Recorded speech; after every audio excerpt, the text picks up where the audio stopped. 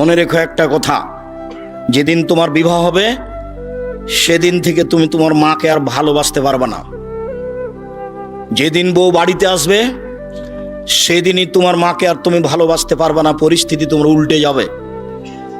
দিন যত যাবে পরিবেশ তত জটিল হবে। এক সময় মনে হবে এই মাটির উপরে সবচেয়ে বড় শত্রু আমার মা। আর তোমার মা যা বলে সবই উল্টা কথা বলে, উল্টা বলে, এই কথাও ঠিক।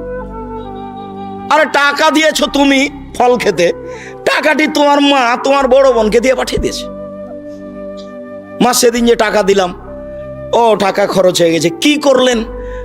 টাকা তোর বড় বোনকে দিয়ে দিয়েছি। আরে আমি আপনাকে ফল খেতে দিলাম, টাকা দিলাম ফল খাওয়ার জন্য, আর আপনি টাকা দিয়ে দিলেন মানে? অবাক। আপনার ছেলে আর আপনার বড় ভাইয়ের বড় বোনের ছেলে এক জায়গাতে খেতে বসেছে, তো আপনার মা বড় মাছের টুকরা আপনার বোনের ছেলের পাতায় তুলে দিয়েছে। এইটা আপনার বউ দেখেছে এইবার রাতে। হ্যাঁ, তোমার মা এরকম, তোমার মা তোমার বোনের ছেলেকে ভালোবাসে। আমি রান্না করলাম কষ্ট করে, বড় মাছের টুকরাটা তোমার বোনের ছেলেকে দিয়ে দিল, আমি এগুলো সহ্য করতে পারি না। কত কি